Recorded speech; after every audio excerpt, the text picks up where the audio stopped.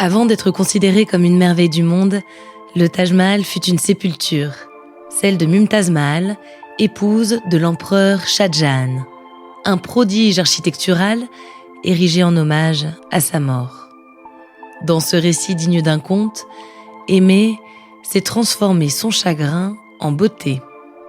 Une histoire de marché, de conquête et de marbre, une histoire d'amour.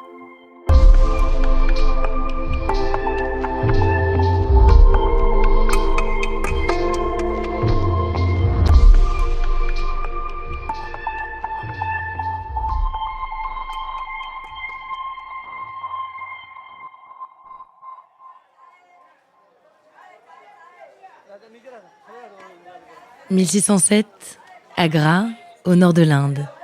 6 jours de fête dans le marché de Mina. Paysans et aristos sont tous venus faire leurs emplettes sans distinction de caste. L'odeur des épices est partout. Les cris des marchands résonnent les uns contre les autres.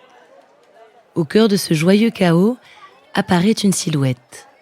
À sa vue, les badauds retiennent leur souffle. C'est le prince Khurram, le fils de l'empereur Jahangir. Il avance, entouré de ses courtisans. Il s'arrête quand il croise la plus belle jeune fille qu'il n'ait jamais vue. Arjumand Banu Begum est une aristocrate.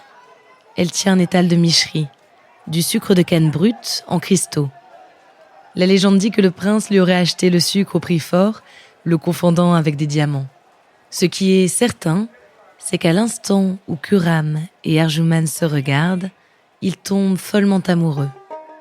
Il a 15 ans et elle 14. Khurram veut épouser Arjumand sur le champ. Mais la jeune femme n'est pas de sang royal. Il faudra patienter. Ils sont fiancés, mais Khurram, pour des raisons politiques, doit épouser 2 femmes avant Arjumand. Pendant 5 ans, ils ne peuvent ni se voir, ni se parler. Mais l'absence n'abîme pas leur amour.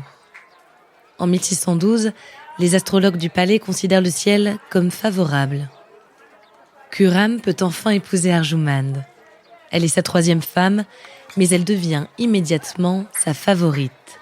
Désormais, elle sera surnommée Mumtaz Mahal, la merveille du palais. Toute la cour chante la beauté de la nouvelle princesse. Khurram, lui, fait preuve d'un talent militaire toujours plus affirmé.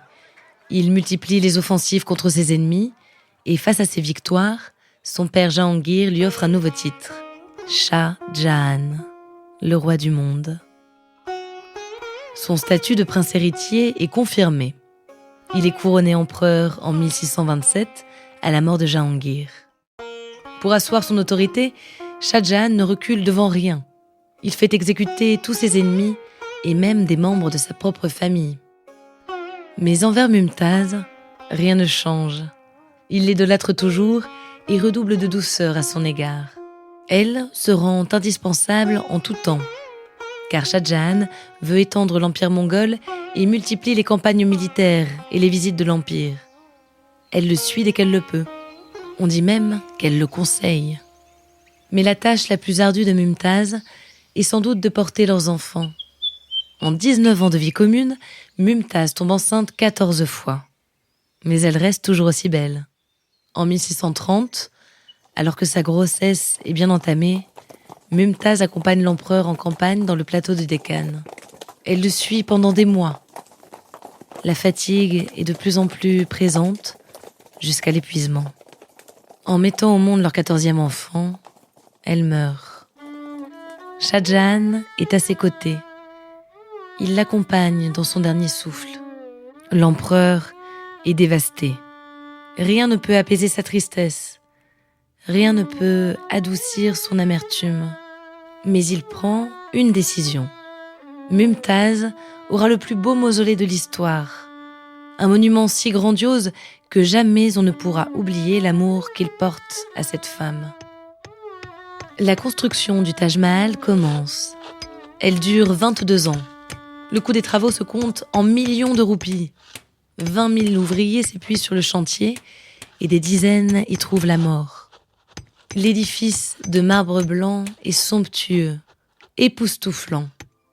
Aujourd'hui, il est considéré comme une des 7 merveilles du monde. Après Mumtaz, Shah aura 2 nouvelles épouses.